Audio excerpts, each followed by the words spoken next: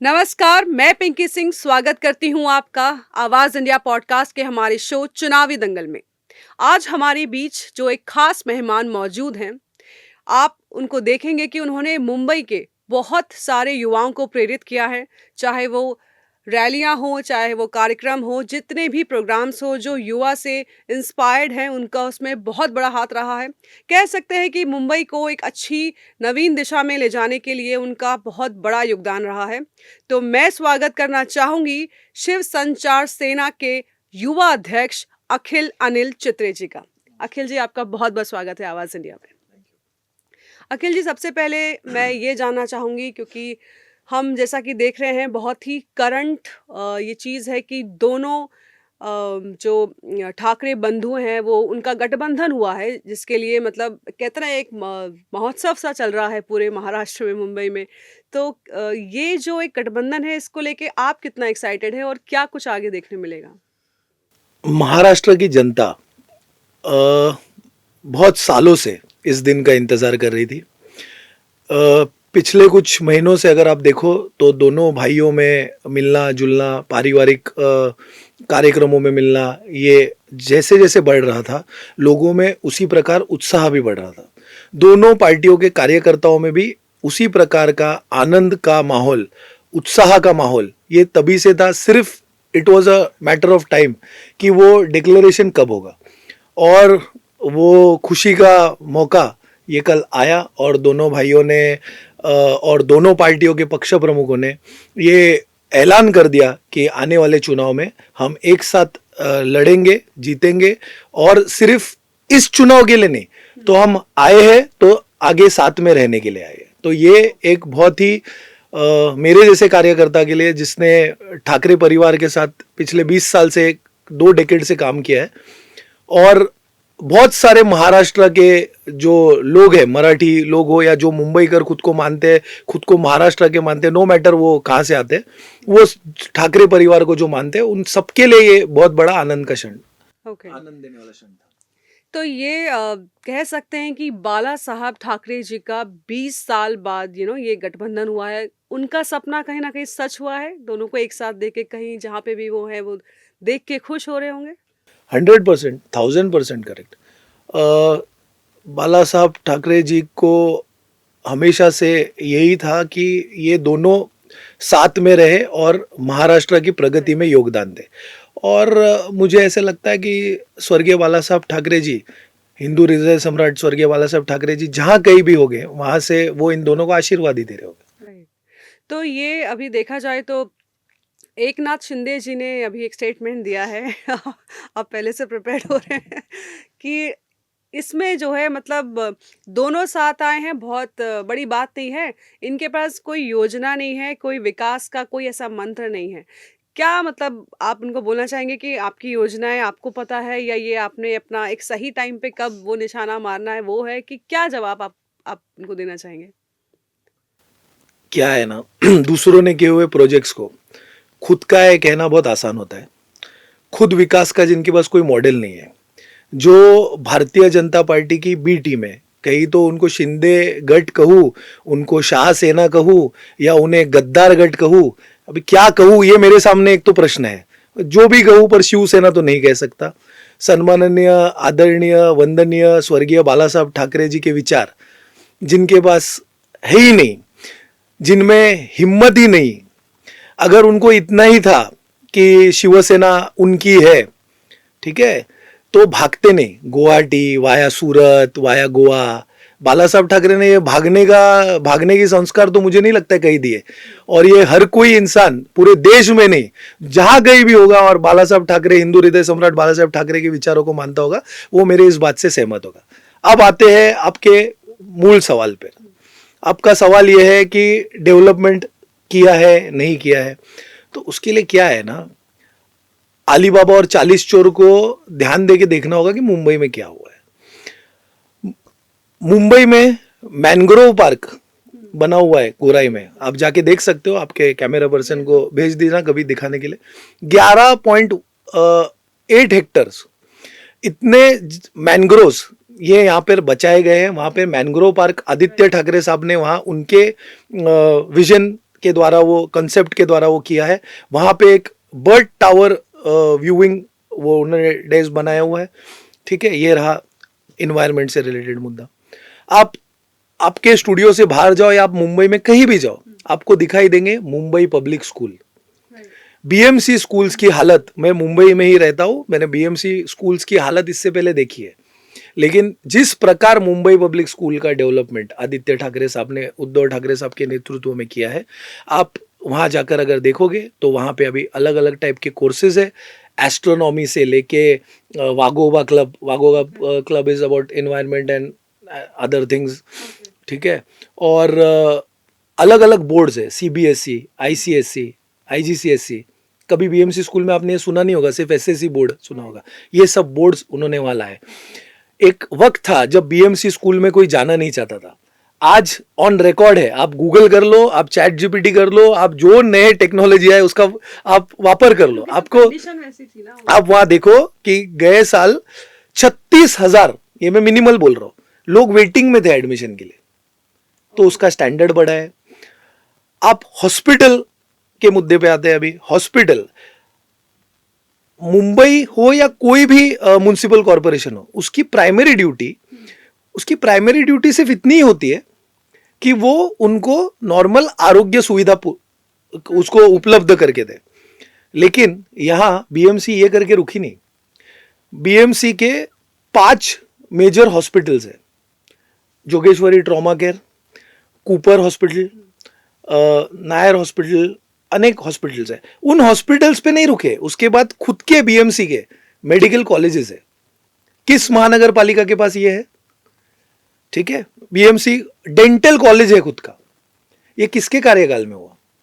ये मैं जानता हूं कुछ त्रुटि हो सकती है, हॉस्पिटल है, कुछ त्रुटि हो सकती है वहां, पर इसका मतलब ये नहीं कि कुछ भी नहीं किया। साल में ऑन रिकॉर्ड है, ये हमारा रिकॉर्ड नहीं है, गवर्नमेंट रिकॉर्ड है, और गवर्नमेंट तो फिलहाल वो ही बैठे ना, तो उनका ही रिकॉर्ड है। 1,04,00,000 लोग वहां पर मेडिकल सुविधा लेते हैं।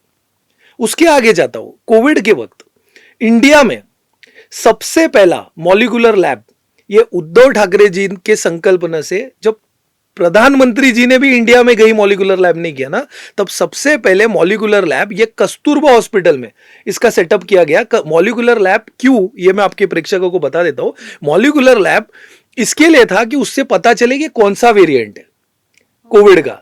जैसे हम नॉर्मल डायग्नोसिस कराते हैं ना, उस प्रकार का कोविड का कोई डायग्नोसिस नहीं था। सिर्फ पुणे में एक एनआईवी था और पूरे देश भर का लोड वहां आ रहा था। तो मुंबई में उद्धव ठाकरे जी ने उनके संकल्पना से बोला कि नहीं, मुंबई में भी हम करेंगे, और मुंबई में हमने खुद का इंडिया फर्स्ट मॉलिक्यूलर लैब बनाया। उसके बाद में WHO ने, हेल्थ केयर ऑर्गेनाइजेशन है वो, तो ना हमारी है ना विरोधी की है ना किसी की है, हाँ, उन्होंने मुंबई मॉडल, धारावी मॉडल का उन्होंने जागतिक स्तर पर उन्होंने उसको रिकॉग्नाइज किया। उन्होंने कहा कि ये सक्सेसफुल मॉडल है, ये मॉडल दूसरे देशों ने भी इस प्रकार इससे प्रेरणा लेनी चाहिए। तो क्यों कहा अगर काम नहीं हुआ तो? आगे चलता हूं। BST, transportation, are you aware? You must not be aware, I will tell the people also.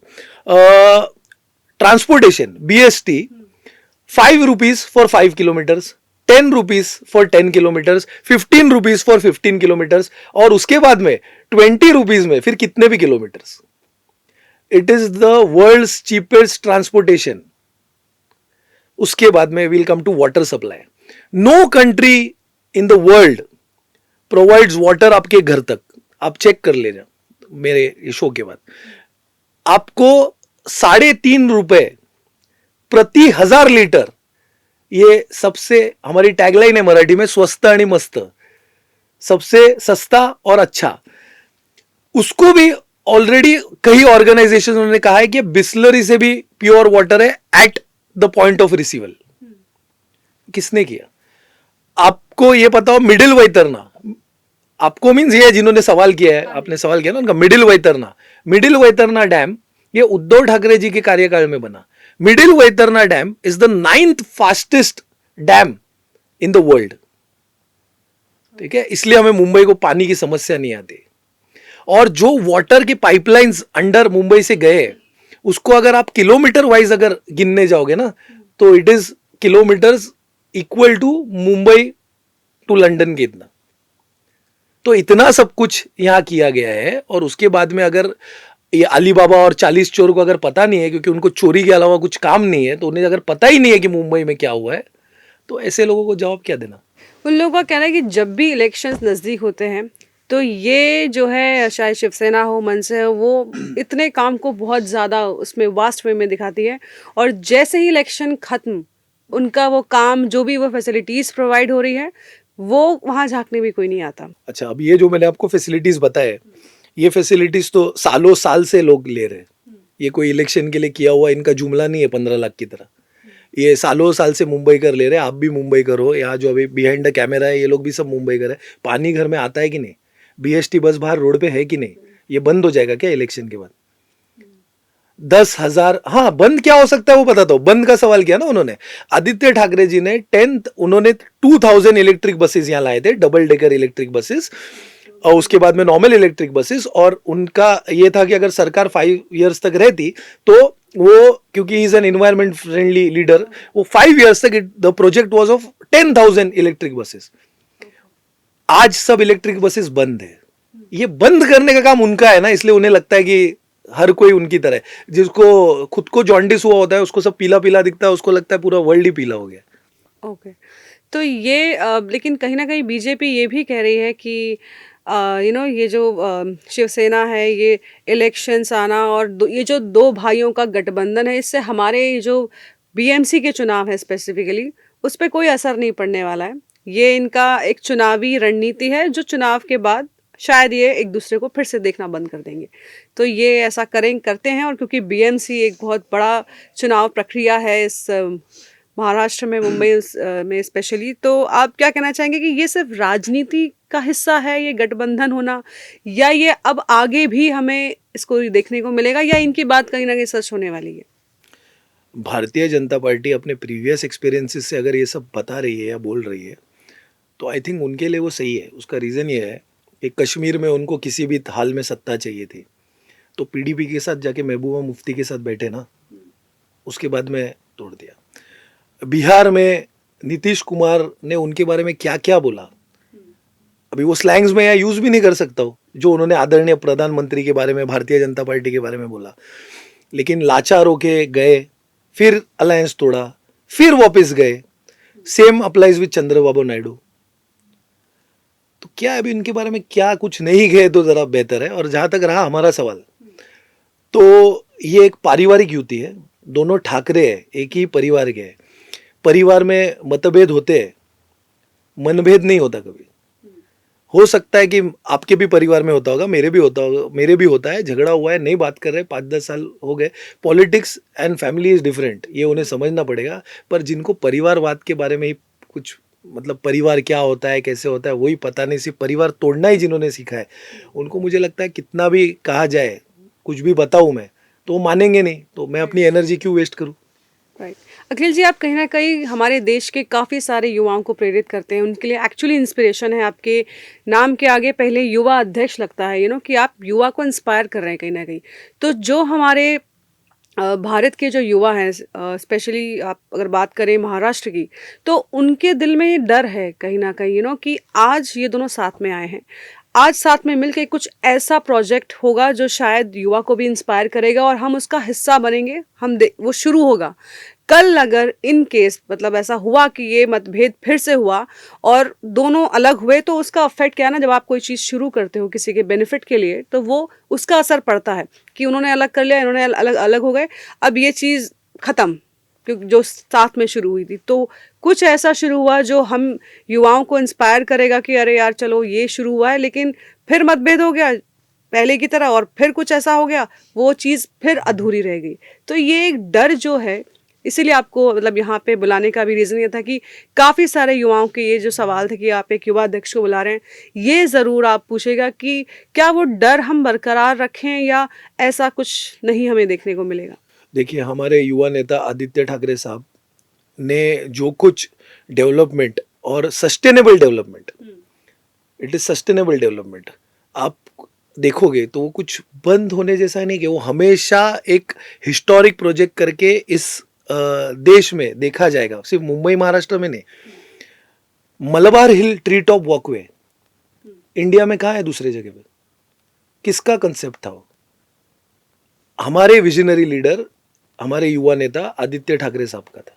जैसे मैंने कहा, इलेक्ट्रिक बसेस, इलेक्ट्रिक कार्स आज आपको रोड पे दिख रहे हैं, वो इलेक्ट्रिक कार्स के सैंक्शंस और इलेक्ट्रिक कार्स होने चाहिए, उसके लिए पुश हमारे स्टेट में से जब आदित्य ठाकरे साहब, he was the minister for environment, ये उन्होंने किया है।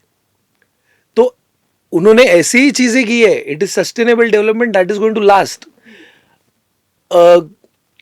ज्यादा दूर क्यों हम जाए? आरे का कार शेड का इतना बड़ा मुद्दा बन रहा था, क्यों बन रहा था? हमारा कोई उसमें वेस्टेड इंटरेस्ट नहीं था। आज 2005 में जब आप सब सहमत हो गए इससे, जो मुंबई कर है वो 100% सहमत होगा इससे कि 2005 में पूरा मुंबई बह गया होता, डूब गया होता, नहीं बह पाया। उसका रीजन है आरे फॉरेस्ट, या जहां पे हमारे पास सॉल्ट पैन्स है, वो उसका रीजन है।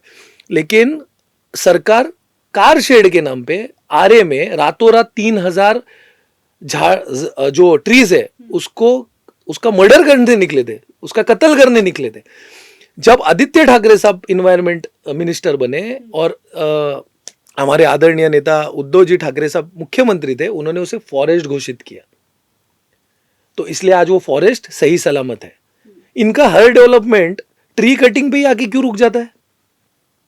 कोई भी डेवलपमेंट हो, फिर वो मुंबई का हो, अभी फिलहाल नासिक का तपोवन से रिलेटेड चल रहा है, वहां भी उन्हें प्रॉब्लम है उन्हें एनवायरमेंट से। अच्छा, जो सॉल्ट पैन पे हम मेट्रो के कार शेड बनाना चाह रहे थे कांजूर मार्ग और वो साइड में, तभी उन्होंने कहा कि वो सॉल्ट पैन है, वहां नहीं हो सकता है। अब अदानी को रीडेवलपमेंट के लिए देने के लिए हो सकता है, अदानी को रीडेवलपमेंट के लिए देने के लिए अब वो सॉल्ट पैन नहीं है, अब सॉल्ट पैन पे उधर प्रोजेक्ट बनेगा। ये सवाल तो मीडिया ने इनसे पूछना चाहिए कि 1.5 साल में ऐसी क्या डेमोग्राफी, क्या ज्योग्राफिकल चेंजेस हुए कि आज बदल गई सरकार। तो क्या रीजन है कि इतना सब कुछ अगर जनता के सामने है फिर भी बीजेपी और कहीं ना कहीं अभी आप अगर इलेक्शन के माध्यम से सवाल पूछना चाहोगे तो मैं आपको जवाब देता हूँ कि लोकसभा में क्या हुआ बीजेपी के साथ। मुंबई में किसके आए 31 सीट्स? महाविकास आघाड़ी के। क्यों उनका फेलियर हुआ? उसके बाद अभी मैं वो नेगेटिव चीज़ों में नहीं जाना चाहता हूँ, वोट चोरी और ये और ईवीएम और वो सब पूरी दुनिया जानती है, टाइम स्पेस भी नहीं लूँगा मैं उसमें। उसके बाद में विधानसभा में क्या हुआ, क्यों हुआ, उसके ऊपर हमारे नेता ऑलरेडी सब बोल चुके हैं। अब आप अगर बोलो कि आप अगर ऐसा समझो कि 1-1 हो चुका है मैच, तो अभी मुंबई महानगर पालिका है, to give you clarity on it, कि मुंबई किसके साथ है, मुंबई की मराठी जनता किसके साथ है। और मैं जब मराठी बोलता हूँ ना, तो मैं सिर्फ मराठी स्पीकिंग लोगों की तो बात करता ही हूँ, लेकिन जो मुंबईकर जनता, जो पेरेंट अपने बच्चे को मुंबई पब्लिक स्कूल भेजता है ना, वो हमारा वोटर है। जो इंसान पानी उसके घर पे बिस्लरी की तरह पानी उसके घर के नल से आता है ना, वो हमारा वोटर है। जो इंसान उस मलबार हिल ट्री टॉप पे वॉक लेने के लिए जाता है नेचर के बीच में और वहां से सेल्फी डालता है, वीडियोज डालता है ना, वो यूथ, वो हमारा वोटर है। मैनग्रोव पार्क का जिसके बारे में मैंने आपको अभी बताया, वो मैनग्रोव पार्क का इन दो बीजेपी और ये गद्दार गट, शाह सेना, वॉटेवर जो भी कोई है वो, उन दोनों को उनके श्रेयवाद के चक्कर में ओपनिंग करने का वक्त नहीं मिल रहा है, जो प्रोजेक्ट हमने किया है। सबसे बड़ी बात, आज आप 15 से 20 मिनट में नरीमन पॉइंट पहुंचते हो, उसका श्रेय भी लेने निकल पड़े। कोस्टल रोड 2013 में या उससे पहले से उद्धव ठाकरे जी की संकल्पना थी। उद्धव ठाकरे जी ने जब ये संकल्पना लोगों के सामने लाई, तो विरोध करने वाले यही लोग थे कि खर्चा कितना होगा, पानी में से रास्ता बन सकता है क्या, वो सेफ है क्या। आप आर्काइव में जाओ, पुराने वीडियोस निकालो, सब मिलेंगे। नहीं तो हम तो अभी शुरू करने ही वाले हैं वो ट्रेंड। और अभी क्या कहना है, अरे भगवान की दया से आप उस वक्त मुख्यमंत्री थे, आपके हाथों कोस्टल रोड का ओपनिंग हो गया। इसका मतलब ये नहीं कि वो कोस्टल रोड आपने बनाया है, आपका 4 आने का योगदान नहीं है उसमें। मुंबई महानगर पालिका ने वो खुद के खर्चे से वो पूरा कोस्टल रोड बनाया है, इसलिए वहां टोल नहीं है। आप महाराष्ट्र सरकार के अंडर बनाते हो और टोल लगाते हो। और बार बार हम पे ये आरोप होता था ना कि 92,000 करोड़, ये इतने सारे पैसे ये मुंबई महानगर पालिका के पास है, फिक्स डिपॉजिट में क्यों है? अरे वो फिक्स डिपॉजिट में ठाकरे फैमिली के अकाउंट में नहीं थे, वो मुंबई महानगर पालिका के अकाउंट में थे, वो इसी दिन के लिए थे, कोस्टल रोड बनाने। आज अगर गॉड फॉरबिड अगर कुछ होता है इकोनॉमिक से रिलेटेड और अपने को इंडियन गवर्नमेंट पैसा नहीं प्रोवाइड कर सकता है, तो मुंबई के पास खुद सस्टेन करने के लिए वो पैसा है ना, वो उद्धव ठाकरे जी की वजह से है, उनके स्कीम्स के वजह से है, उनके इंटेलेक्चुअल थॉट्स के वजह से है, उनकी दूरदृष्टि की वजह से है। इस पे वो सवाल क्रिएट कर रहे थे लोगों के मन में। और ये 92,000 करोड़ कैसे लाए? वो 600 करोड़ माइनस में थी शिवसेना सरकार में आने से पहले, बीएमसी में 22 साल में वो 92,000 करोड़ पे लाए, डेफिसिट से सरप्लस में। और आज ये जो गद्दार गट के वो है अलीबाबा एंड 40 चोर जो मुख्यमंत्री बने थे चोरी से छुपके से, गुवाहाटी, सूरत, गोवा, बनना है महाराष्ट्र का सीएम, लेकिन घूम के आए सब 3 स्टेट। उनको अभी पूछो सवाल, मुंबईकर जनता ने उन्हें पूछना है, महाराष्ट्र की जनता ने, कि 92,000 करोड़ 22 साल तक जो थे वो आज 69,000 क्या कुछ पे आए। इतने करोड़ कहां खर्चे किए भाई 2.5 साल में? किसको दिख रहा है क्या क्या क्या किया? कहां गए वो पैसे? अपने कॉन्ट्रैक्ट, लाड़की बहन योजना शुरू की है, लाड़की बहना की लाड़के कॉन्ट्रैक्टर, हाँ, जहां देखो गली में जहां जरूरत नहीं है कंक्रीट के रोड बना रहे। किसने मांगा आपसे? पूरे पूरे ट्रैफिक की वाट लगा दी, हमारे लैंग्वेज में बोले तो, मुंबई कर लैंग्वेज में पूरी ट्रैफिक की वाट लगा दी है। और आपके सवाल से मुझे भी एक सवाल ये जहन में आया कि हर कोई जो मुंबई कर है या बाहर से आ रहा है वो इस चीज़ को लेके बड़ा परेशान है कि ये इलेक्शन आते ही ये जो ऑलरेडी रोड्स हैं उन्हीं पे दोबारा काम हो रहा है, जो जिसमें बिल्कुल कमी नहीं थी, उसकी वजह से आपने पूरा ट्रैफिक बेहाल कर दिया है। लोग परेशान हो गए, अपने स्कूलों में बच्चों को नहीं छोड़ पा रहे हैं जिसको जहां इंपॉर्टेंट पहुंचना है।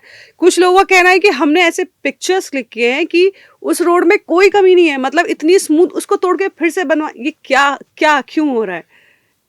वो तो अब मुंबई कर जनता देखेगी, वही मैं आपके माध्यम से बता रहा हूँ लोगों को। तो क्यों किया, किसके लिए? कंक्रीट के रास्ते।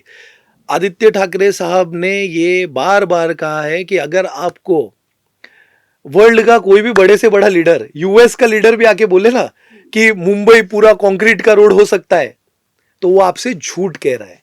उसका रीजन ये है कि मुंबई में से बहुत सारे यूटिलिटी ये नीचे से जाते जमीन के, तो ये कंक्रीट के रास्ते करेंगे, फिर उन्हें खोदना पड़ेगा। डक्ट फैसिलिटी का एक प्रस्ताव आया था, पर वो करने के लिए, क्योंकि Mumbai it is an island, you have to understand that, it is marshy land, you have to understand that. BJP कहीं ना कहीं ये चीज लगातार लोगों फेक के एजेंडा, दिमाग में डाल रही है फेक कि नैरेटिव। ये जो 2 का गठबंधन हुआ है ये इसलिए डर गई हो। क्योंकि नगर निगम में जो युति की जीत हुई है, ये दोनों कहीं ना कहीं भाई डर गए हैं और अब इसीलिए साथ में आने क्या है की ना, कोशिश कर रहे हैं। नाम का जो एनाकोंडा है, वो एनाकोंडा मुंबई को जिस प्रकार से अपने लपेट में ले रहा है, उस एनाकोंडा को फाड़ने ये दोनों महाराष्ट्र के शेर एक साथ आए। कहीं ना कहीं शायद बीजेपी डर रही है, वो अपना डर को इस डर में कन्वर्ट कर रही है। अभी फेक नैरेटिव्स करने में, कहने में और उसे फैलाने में अभी बीजेपी को कौन रोक सकता है? पूरे वर्ल्ड में नंबर 1 है उसमें, तो number 1 party in giving fake narratives.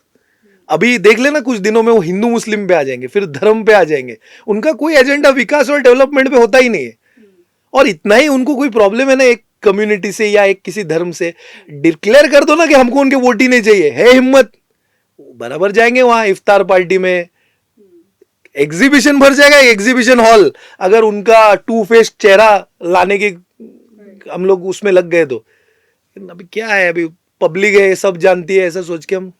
लेकिन शिवसेना और मनसे जी के जो लोग हैं उन्होंने कहीं ना कहीं ये बयान दिया है कि दिल्ली में बैठे कुछ लोग जो हैं वो यहाँ महाराष्ट्र में जो है शिवसेना को और इसको तोड़ने की कोशिश कर रहे हैं। किसकी तरफ इशारा किया है उन्होंने कि दिल्ली में वो कौन लोग बैठे हैं जो महाराष्ट्र को? Anaconda, anaconda from Gujarat. पहले तो एनाकोंडा में, पहले गुजरात में वो बोलते आओ आओ हमारा गुजरात, था ना उनका कुछ टाइटल कि वहाँ शेर क्या लायन दिखेगा। अब वहाँ फिलहाल एनाकोंडा भी मिल रहे हो। हाँ, एनाकोंडा तो मुंबई की तरफ भी आने लगे। तो ये मुझे बताइए कि जैसे अगर आपका महापौर जीतता है, उसको लेके आप लोगों की क्या योजनाएं हैं? क्या कुछ आप लोगों ने प्लान किया जो हुआ है? योजनाएं ऑलरेडी थी, जो मैंने आपको भी बताई, जी, ये योजनाएं है मुंबई सैफरन एंड ब्लैक कि 22 साल में शिवसेना ने क्या किया। और मैं सोशल मीडिया के माध्यम से, मैं जिन संपादकों से मिलता हूँ या जिस न्यूज़ चैनल्स पे इंटरव्यू पे जाता हूँ, मैं उन्हें भी ये बुक दे के बोलता हूँ कि अगर आपको लगता है ये झूठ है, आई चैलेंज इसको, आप पर्दाफाश कीजिए इसका कि ये आपने लिखा है ये झूठ है। और 2.5 साल में जो ब्लैक एरा आया है, जिसमें स्ट्रीट फर्नीचर्स के लिए 263 करोड़ यूज किए गए। कहाँ है स्ट्रीट फर्नीचर? देखा है आपने कहीं फुटपाथों पे कहीं स्ट्रीट फर्नीचर्स देखा है? कहाँ है वो स्ट्रीट फर्नीचर्स? स्ट्रीट फर्नीचर्स के लिए क्या है? कंक्रीट, जिसकी वजह से लोग परेशान है कंक्रीट के रोड से, वो कंक्रीट के रोड को हजारों करोड़ का ऑलरेडी पैसा दे दिया है कि रोड करो करके। तो ये सब चीज़ें जो की गई है ना, बीएमसी स्कूल का बच्चों के इसमें भी घोटाला करने से नहीं रुके। स्कूल यूनिफॉर्म्स और 28 फैसिलिटीज ये शिवसेना अपने कार्यकाल में ये स्टूडेंट्स को देती थी। वर्चुअल क्लासरूम थे, टैब्स थे, उनको यूनिफॉर्म से लेके, उनके स्कूल बैग से लेके, उनको बुक्स से लेके ये सब दिया जाता था। अभी आपने देखा होगा, आपने पढ़ा भी होगा, इतने सारे उसके ऊपर हाहाकार मचा था पेरेंट्स में। यूनिफॉर्म नहीं मिला 6-6 महीने तक। यूनिफॉर्म की कंपनी को टेंडर का पैसा चला गया, लेकिन यूनिफॉर्म नहीं मिला। और टेंडर किसका था? तो उनकी ही पार्टी वालों का था, किसी का। तो ये आप कैसे मतलब लोगों तक इस विकास इसकी को पहुंचाना पीडीएफ है, चाहेंगे? इसकी वेबसाइट है, जिसको चाहिए वो डाउनलोड कर सकता है, वहाँ रीड कर सकता है। और सोशल मीडिया के थ्रू इसे अपलोड किया गया है, और लोगों को डोर टू डोर भी पहुंचाया गया है। ये इलेक्शन का कोड ऑफ कॉन्डक्ट लगने से पहले ये बता देता हूँ, क्योंकि क्या है, इलेक्शन का कोड ऑफ कॉन्डक्ट है ना, सिर्फ हमारे लिए है, उनके लिए नहीं है। ये एक अलग तरीका आजकल देश में शुरू हो गया है। लोगों का कहना है कि मुंबई कभी ऐसी रही नहीं, मतलब शिवसेना तो पहले भी थी और पहले भी जीता है, लेकिन ये अभी क्यों, मतलब इलेक्शंस फेक पास आ नैरेटिव, रहे हैं फेक इसलिए। एजेंडा, सोशल मीडिया, उनकी खुद की गोदी मीडिया। तो शिवसेना का इस्तेमाल कर रहे हैं और वो कह भी रहे हैं हाँ, क्योंकि महाराष्ट्र की पॉलिटिक्स शिवसेना के नाम के अलावा आगे बढ़ ही नहीं सकती ना। बाला साहब ठाकरे, ठाकरे परिवार और ठाकरे ने जो महाराष्ट्र के लिए किया है, उसको you can hate them, you can love them, but you can not ignore them. तो आपने तो देखिए एक कहते हैं ना, एक सदी ही दे दी है, आपने दोनों ठाकरेस के साथ काम किया है। आपको ऐसा क्या लगता है कि किसके साथ काम करना ज़्यादा एक टुवर्ड्स वर्क, इलेक्शन हो चाहे इलेक्शन ना भी हो, बहुत इंस्पिरेशन आपको मिला हो काम करने का, या आपने बहुत कुछ सीखा हो? दोनों ही अपनी अपनी जगह पे अपनी अपनी एक पोजीशन है उनकी, और दोनों ने ही बहुत काम किया है, लोगों को काफ़ी प्रेरित किया है। राज ठाकरे जी तो मुझे जहाँ तक याद है, जब मतलब कितने नए नए वो इस पॉलिटिक्स में उतरे थे, तो और अच्छा खासा जब उन्होंने लोगों के लिए काम करना शुरू किया, युवाओं के लिए स्पेशली, तो कहीं ना कहीं मेरे भी फेवरेट थे वो, कि यार युवाओं के लिए इस कदर सोच रखना, एटलीस्ट चलो भारत से मुंबई जैसे शहर में कोई खड़ा हुआ है। लेकिन लोगों का कहना था कि धीरे धीरे वो पता नहीं कहाँ गायब हो गए, और उसके बाद वो ऐसी नीतियाँ अपनाने लगे जो उनको नहीं अपनानी चाहिए थी। वो एक आदर्श से बनते बनते वो कहीं डाइवर्ट हो गए। और फिर जब उद्धव जी आए तो उन्होंने बोला कि लोगों ने कि शायद ये इसको हमें फॉलो करना चाहिए, क्योंकि वो अपनी शायद दिशा भटक चुके हैं कहीं ना कहीं, राज ठाकरे जी। तो आपने तो दोनों के साथ काम किया है, क्या कुछ आपने अपना पर्सनली उनको जाना, और आप मानते हैं कि ऐसा कुछ हुआ था, या राज ठाकरे जी जिस हिसाब से लोगों के लिए एक प्रेरणा रहे थे, वो लास्ट में या बाद में कुछ इस तरीके की उनकी जो भी कंडीशन रही, क्या कुछ वजह रही? सन्माननीय राज साहब ठाकरे को मानने वाला एक महाराष्ट्र में बहुत बड़ा उनका चाहता वर्ग है, जैसे आपने भी कहा। सन्माननीय राज साहब ठाकरे एक एग्रेसिव लीडर है, और he speaks what is there is in heart. वो कुछ बना के नहीं बोलते, जो कुछ उनके मन में है वो बोल देते। He is very blunt, okay, but it is for the betterment of Maharashtra, it is for the betterment of his people. When I से हिज पीपल, मैं बात कर रहा हूँ मराठी क्लैन की। और बाकी सब तो उनके प्रवक्ता जब आएंगे तो आप उनसे पूछ सकते हो। लेकिन आपने तो मतलब बहुत करीब से जाना है ना दोनों को। Yes, of I course. मैंने बोला if I would say which is your favorite, is it impossible to say, or you can? my favorite is Thakre, because I was with Thakre, I'm still with Thakres. That's a manipulative answer. No, it's not I've already said this many a times. I am still in the Thackeray family. I was with Thackerays, Difficult I'm to still in choose one, Thackeray. right? Yes. Okay. Because both have their pluses. तो मैं ये जानना चाहूँगी कि आप, क्योंकि मैंने जैसा बोला कि युवाओं के लिए हमेशा से एक प्रेरणा रहे हैं, तो क्या कुछ आगे यूथ को लेके कुछ प्लान किया है, या कुछ ऐसी प्लानिंग्स है आपके दिमाग में कि यार यूथ के लिए भी कुछ करना है? क्योंकि आजकल वैसे भी पॉलिटिक्स में आप देखेंगे बहुत कम जो है युवा लोग सामने आ रहे हैं। एक हम अगर देखें बिहार से जो है चिराग पासवान जी को देख सकते हैं, और यहाँ से आदित्य जी हैं, आप हैं। अदरवाइज आप एज अ होल इंडिया में देखेंगे तो it's very rare. See, we are following the footsteps of our young and dynamic leader who has a vision for sustainable development. हमारे आदित्य ठाकरे साहब के विजन से जो कुछ वो करना चाह रहे हैं उसमें हम सिर्फ हमारा योगदान छोटा मोटा जो है वो आदित्य साहब के साथ दे रहे हैं, बिकॉज आदित्य ठाकरे साहब is a visionary leader and he has got great foresight कि क्या किया जा सकता है, महाराष्ट्र में क्या बदलाव ला सकता है। उसका एक उदाहरण मैंने आपको दे दिया ना, मैनग्रोव पार्क। मैनग्रोव पार्क भी है ना, इंडिया में एक ही है, और साउथ एशिया में भी गिने चुने 2-4 में से एक है। तो उनका जो विजन है, ही इज नॉट मतलब उन पॉलिटिशियंस के जैसे कि मनभेद फैलाओ, मतभेद फैलाओ, किसी भी तरह सत्ता में आओ, कुछ भी करो, वोटिंग के लिए कुछ भी करो। एक दूसरा मुद्दा बोलता हूँ ना मैं आपको, 24/7 जब नाइट लाइफ के बारे में आदित्य ठाकरे साहब बात कर रहे थे, तब हमारे बीजेपी और गद्दार गट और वो सब क्या फैला रहे थे आदित्य ठाकरे साहब के बारे में कि 24/7 ये मतलब गलत कल्चर की तरफ मुंबई को लेके जा रहे हैं, नाइट लाइफ की तरफ लेके जा रहे हैं, और अभी श्रेय ले लिया उसका डिक्लेयर करके 24/7। तो क्या है ना, उनकी आदत ही रही है। कोई हमने उस दिन आदित्य साहब ने ऐसा एक लीडर मुझे बता दो, इतना यंग लीडर जिसने प्रेजेंटेशन देके बताया कि हमने क्या किया। हमारी टैगलाइन थी, करून दाखवलंय ते अभिमानाने सांगतोय, जो कुछ किया है वो हम गर्व से बता रहे। और दूसरे दिन उनके नेता आते, प्रेस कॉन्फ्रेंस लेते और क्या बोलते हैं, खान मेयर बनेगा, ऐसा होगा, BMC is not a family business. अरे आपसे पूछा गया है, आपसे सवाल किया गया है मैथ्स का, आप जवाब दे रहे हो साइंस का, क्योंकि आपके पास जवाब ही नहीं है। आप ये बोलो ना कि इस बुक में जो, इस प्रेजेंटेशन में, इस बुक में जो है सैफरन एंड ब्लैक, ये गलत है, ये नहीं है, ऐसा है। आप बोलो, आप आओ सामने। कैसे बोलोगे? जो है वो सच है। हम तो कह रहे हैं कि आप आओ सामने और बोलो कि ये गलत है। Prove us wrong, prove us wrong that this chapter is, we have specially for them we have made a index also। क्या है, उनको रीडिंग की आदत नहीं है ना, थोड़े कम पढ़े लिखे हैं, तो इंडेक्स भी बना है कि बाबा टाइम मत वेस्ट करो, इंडेक्स देख लो, बीएसटी, अच्छा बीएसटी खोल लो, किस पेज पे है, वाटर किस पेज पे है, देख लो और करो चैलेंज कि ये बोला है ये गलत है, नहीं है ये सिचुएशन, ये ऐसी परिस्थिति नहीं है मुंबई की। क्या है, आप हमें बार बार आपके पिच पे खींचने की कोशिश करोगे कि आप कुछ भी फेक नैरेटिव सेट करोगे और हमारा वक्त उसमें ही जाएगा रिप्लाई देने। हम आपको इस ग्राउंड पे लेके आएंगे बार बार। आपका जो विकास है 2014 का जो खो गया है, गई वो विकास को ढूंढ रहे हैं सब, कहाँ है वो विकास, कहाँ है वो 15 लाख। लेकिन हमारा विकास यहाँ दिख रहा है, उस पर आप बोलो क्या है, और हम क्या करेंगे वो नहीं बता रहे। हम बता रहे हैं कि उद्धव ठाकरे साहब और आदित्य ठाकरे साहब के विजन से क्या क्या किया है, उसको करो ना काउंटर आप।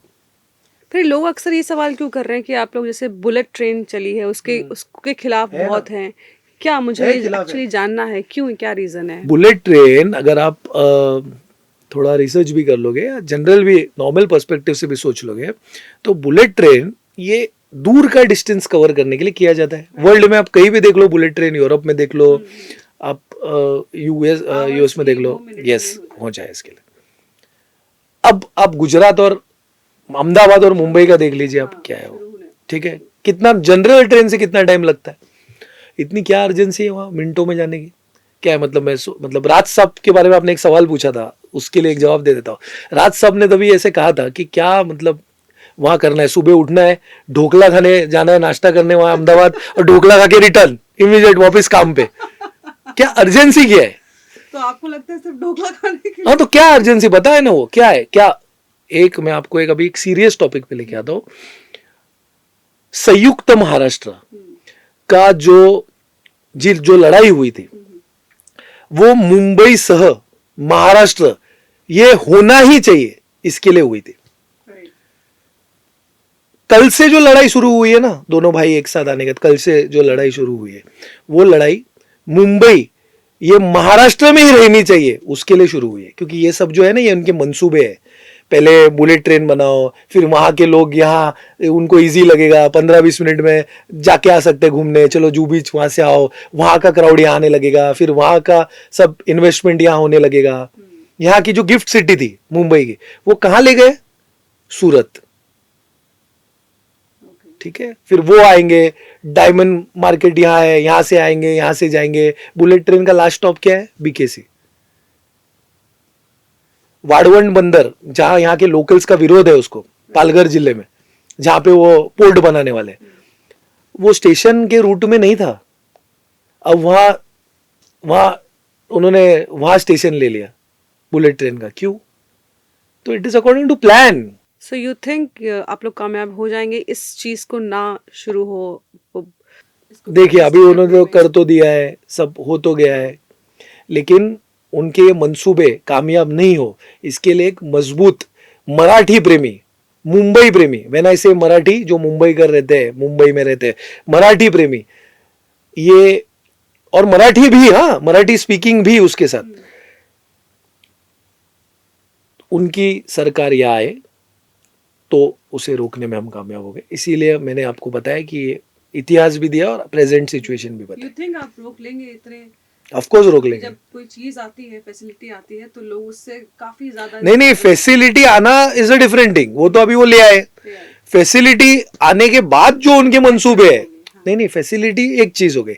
अब वो आने के बाद उनके जो दूसरे मंसूबे है ना कि ये तो हम लेके आए यहाँ तक, अब इसके बाद हमारा आगे का प्लान है, वो एग्जीक्यूशन रुके. Yes of course, yes. You think हो जाएगा? 100%. आप उतने लोगों को अलर्ट करेंगे? नहीं, हम अभी मुंबई महानगर पालिका में हमारा मेयर ही आ जाएगा ना, तो मुंबई महानगर पालिका, मैंने आपको क्या लाइन कही कि कल से मुंबई ये महाराष्ट्र में ही रहनी चाहिए, इसकी लड़ाई मुंबई कर लड़ेगी. इसीलिए क्योंकि हमेशा से आप जिस इतिहास की मैंने संयुक्त महाराष्ट्र की बात की, आप देख लीजिए ना, वो लड़ाई हुई किस लिए थी, किसे चाहिए थी मुंबई. तो ये मुंबई से कनेक्शन जोड़ने का, इजी एक्सेसिबिलिटी, सब उसके दायरे से चल रहा है. बीजेपी ने एक स्टेटमेंट दिया, कटेंगे तो बटेंगे, राइट? अब यहाँ पे उद्धव जी का स्टेटमेंट है कि अगर भूमि पत्र बटेंगे तो जरूर हम कटेंगे. तो ये भूमि पत्र बटने से और कटने से उनका क्या एक थॉट था? क्योंकि ये तो चलो नहीं, फर्स्ट पार्ट आपका राइट था. सेकेंड पार्ट कल उद्धव जी ने ऐसे कहा कि, मराठी था तो शायद ट्रांसलेशन में ये हो गया, उद्धव साहब ने ऐसे कहा कि अगर हम अभी बटे ना तो हम संपूर्ण जाओ, तो हम खत्म हो जाएंगे.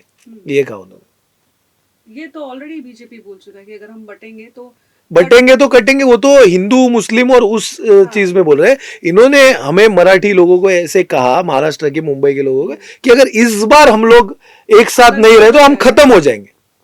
संपूर्ण जाओ मतलब खत्म हो जाएंगे. तो एक साथ रहना. क्योंकि ये जो बुलेट ट्रेन के मंसूबे है, जो एनाकोंडा ने पूरे मुंबई को घेर लिया है, कल निगल लेगा, तो ये आखिरी लड़ाई है. तो अगर आज हम एक साथ नहीं रहे तो हम खत्म हो जाएंगे. तो यू थिंक ये जो दो लोग, इतने पावरफुल लोग, अब जो साथ में होंगे, वो इसी रीजन के लिए आए ना. अब बवाल होगा. राज साहब ने और उद्धव साहब ने क्या कहा था आज से 6-7 महीने पहले, कि हमारे जो फैमिली डिस्प्यूट्स है उससे महाराष्ट्र कहीं बड़ा है. तो जब महाराष्ट्र पे अगर संकट आ रहा है ना, तो हमारे प्रॉब्लम्स बहुत छोटे हैं. मैं आपको बहुत इतिहास का एक छोटा सा दाखला देता हूँ, ज्यादा पूरा नहीं बताता हूँ तो वक्त निकल जाएगा ज्यादा. महाभारत में एक सेइंग है कि कौरव और पांडव हम अलग है, हम 5 है, वो 105 है, लेकिन अगर हस्तिनापुर पे कोई चाल करके आएगा तो हम 105 है. तो ये चीज है. ठीक है, तो बस मैं आपसे एक आखिरी सवाल पूछना चाहूंगी कि अब ये जो दो ठाकरे गुटों का गठबंधन हुआ है, इसमें हम क्या पॉजिटिवली होके जो है आप एक मैसेज देना चाहेंगे सभी युवा को, सभी लोगों को, कि Shivsena is back with 2 lions कह लो या जो भी, मतलब क्या एक मैसेज देना चाहेंगे? टाइगर इज बैक, और टाइगर अभी जिंदा है, इसीलिए एनाकोंडा कितना भी चाहे, कितना भी उसके घेरे में अगर उसने मुंबई को ले लिया है, लेकिन इस बार ये लड़ाई मुंबईकर ये लड़ेगा भी, जीतेगा भी। और आपको आने वाले 16 जनवरी को ओरिजिनल अभी डुप्लीकेसी बहुत हो गया है चाइना मार्केट में, ये ओरिजिनल शिवसेना का जो भगवा है वो आपको मुंबई महानगर पालिका पे फड़कता हुआ, लहराता हुआ ये 16 तारीख को दिखाई देगा। क्या बात है। So people, Shivsena is back, Thackeray गुट इज बैक। तो ये थे हमारे साथ युवा अध्यक्ष अखिल अनिल चित्रे जी, जो हमेशा से इंस्पिरेशन रहे हैं युवाओं के लिए। और कहते हैं ना कि जो भारत का पास्ट, प्रेजेंट और फ्यूचर तो युवा ही है। तो अगर युवा के ऐसे अध्यक्ष इतने इंस्पायर्ड होके, लोग इनसे जो है बहुत कुछ सीख रहे हैं और अभी तो बहुत कुछ देखना बाकी है, क्योंकि कह रहे हैं कि पिक्चर अब शुरू हुई है। तो ये पिक्चर आप ज़रूर देखिएगा, क्योंकि ये 15 जनवरी को ये फिल्म रिलीज़ होने वाली है। इन अदर वर्ड्स, इलेक्शन जो है उससे इसका कोई लेना देना नहीं है, क्योंकि शिवसेना अपनी पावर में उसे इलेक्शंस की ज़रूरत नहीं होती, ऐसा जो है अखिल जी का मानना है, सोचना है, और वो उसमें पूरी तरह बिलीव करते हैं। तो मैं उनको जो है ऑल द बेस्ट कहना चाहूँगी। अखिल जी, ढेर सारी शुभकामनाएं आपको इलेक्शंस के लिए। और इसके सबसे बड़ी खुशखबरी की 2 गुटों का गठबंधन होना, ये अपने आप में बहुत बड़ी बात है, मुंबई के लिए बड़ी बात है, इनफैक्ट महाराष्ट्र के लिए बड़ी बात है। तो हम मिलेंगे आपसे हमारे पॉडकास्ट में एक अगली शख्सियत के साथ, एक नेक्स्ट मेहमान के साथ, कोई बहुत इंस्पायर और ऐसे ही जो हमारे देश को प्रगति की ओर ले जाएं और हमें बहुत कुछ सीखने को मिले। तब तक आप देखते रहिए आवाज़ इंडिया।